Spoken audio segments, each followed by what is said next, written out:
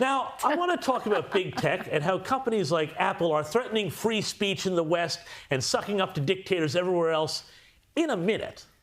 But first, we all know that relations between Barack Obama and Joe Biden have never been, well, shall we say, warm and fuzzy.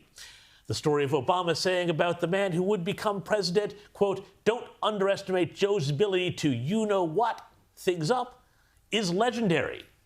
And now it looks like the former president has done it again, throwing shade on Joe Biden at a Raphael Warnock rally for this week's Senate runoff elections in Georgia. Have a look. We all know some folks in our lives who we don't wish them ill will. They say crazy stuff. We're all like, well, you know, Uncle Joe, you know what happened to him. You know, it's okay. They're part of the family. But you don't give them serious responsibilities. Serious responsibilities, like, you know, President of the United States. Anyway, Barack, I'm sure that was just a coincidence there, and, well, you know, I believe you, millions wouldn't. But now, can we talk about big tech? No, not Twitter, which we've spoken about before and which has now been revealed to be a cesspit of censorship for so-called progressives who find even the Babylon Bee triggering, but rather Apple. Because while the left freaks out because Elon Musk is clearing pedophiles off Twitter and letting the Babylon Bee tweet again, they are also showing themselves to be up as real hypocrites. Because if they really cared about these things, the left used to care about, you know, women's rights, freedom to protest, freedom of speech, that sort of thing, they would have forgotten about Twitter and instead turned their sights on Apple. Once upon a time, Apple marketed itself as the company that would stand up to Big Brother, as this ad from 1984 reveals. With one will, one resolve, one cause. Our enemies shall talk themselves to death, and we will bury them with their own confusion. We shall prevail. On January 24th, Apple Computer will introduce Macintosh. And you'll see why 1984 won't be like 1984. Well, nowadays, of course, that ad wouldn't work. Not only because the left now sees George Orwell's seminal work about totalitarianism, 1984, as not so much a warning manual, but an instruction manual, but also because Apple is on the side of the totalitarians now. Specifically, the Chinese Communist Party, who govern the prison state where Apple, guess what, makes its iPhones. Recent protests about conditions and code policies at Apple's Foxconn factory have cost the company millions and been terrible for business. And they have also spread all over China. And I say, by the way, good luck to the protesters. But Apple's attitude, of course, has been a little bit different. Instead of standing up for freedom, they issued a software update so that phones in China couldn't use their AirDrop facility for more than 10 minutes at a time. The AirDrop function on the iPhone being a way that protesters would anonymously connect and share information.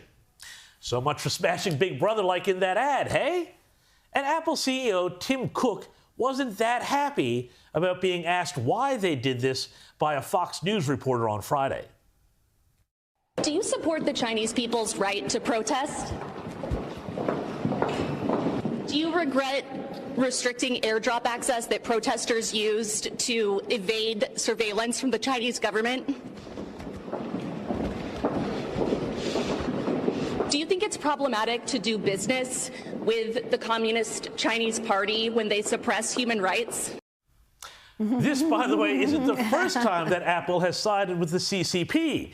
Back in 2019, during the Hong Kong protests, Apple also followed China's direction to remove an app that had been used by demonstrators to coordinate their actions and track where the police were. Of course, it's not just in China that Apple wants to curtail free speech. Now that Elon Musk has taken over Twitter, Apple reportedly threatened to block the social media giant off its App Store, vastly limiting its reach. This earned a swift, stern rebuke from Florida Governor Ron DeSantis, speaking to Tucker Carlson earlier this week.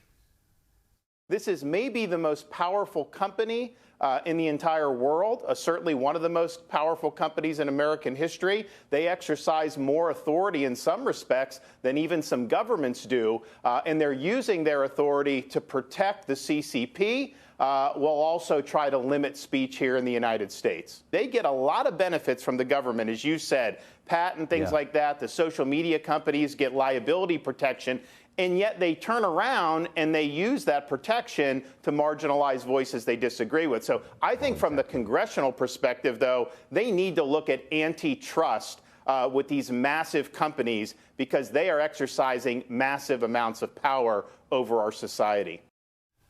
And Ron DeSantis was speaking there before we learned all the details from Elon Musk about how Twitter worked to step on the Hunter Biden laptop story and interfere with the 2020 election.